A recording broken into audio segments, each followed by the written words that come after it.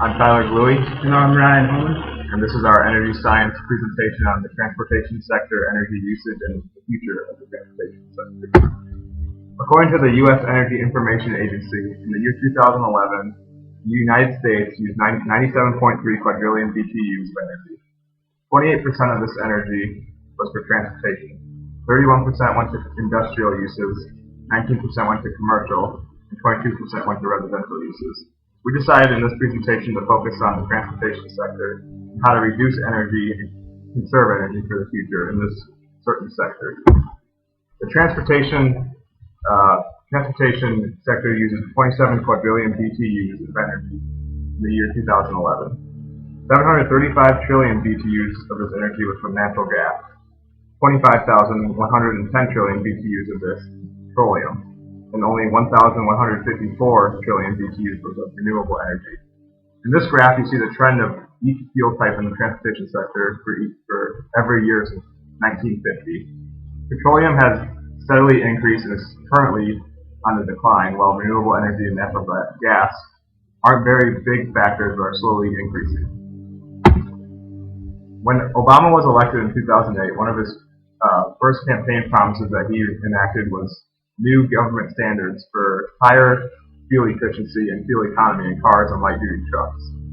In the law that was passed, the government requires car makers and light-duty trucks to have 54.5 miles per gallon by the year 2025. Most car companies in the United States and across the world have agreed to try and reach this mile per gallon limit by this year. Heavy-duty trucks and vans were also included in this call for more efficient motor vehicles. They are to achieve a 15% reduction in emissions by the year 2008. As we move into the future, we need to think of ways in order to achieve our goals, especially for gasoline cars.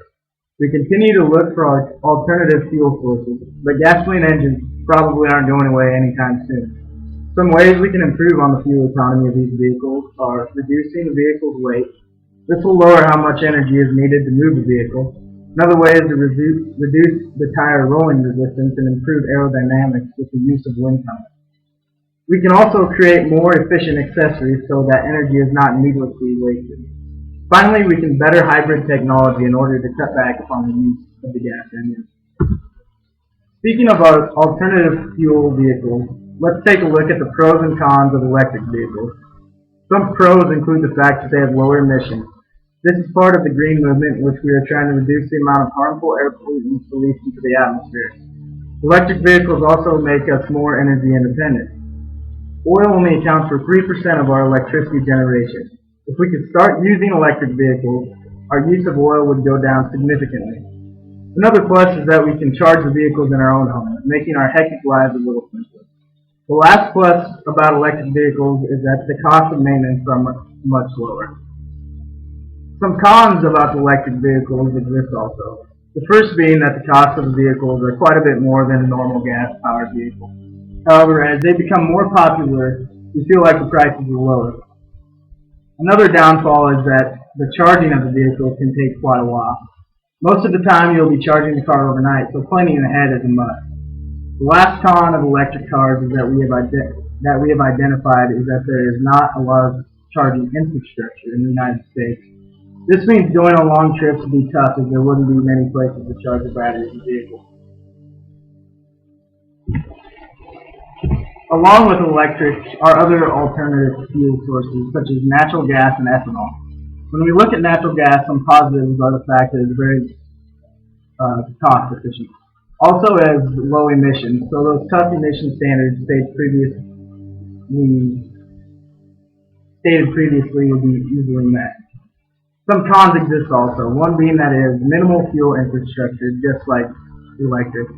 In fact, there are only 2 cities in Nebraska that have natural gas fuel stations, being Omaha and Lincoln. So don't expect to see heavy use of natural gas until more infrastructure exists. Also, natural gas has low volumetric density. When we look at the ethanol, one positive is that it is renewable. This is one step forward towards energy independence. The knock against ethanol is that it is the use of a food source, and food sources are generally used first to feed and then to fuel. When we look at a plan for the future, we want to maintain some things that the researchers are already doing, like looking for our alternative fuel sources. Hopefully one day we may become entirely energy independent. Another thing we can look to do is to continue to advance technology for fuel economy. Gas will not be going away completely, so we need to maximize the efficiency of these gas-powered vehicles. Another idea is to give tax incentives to producers and researchers of energy-reducing technology. Hopefully this will give them a little boost needed to make a real breakthrough. In addition to this, we could offer incentives to consumers purchasing these technologies. This should help in persuading the public to use these new, more efficient technologies. Change takes time, but as long as we keep doing what we are doing, we will continue to move forward to one day create an energy independent United States.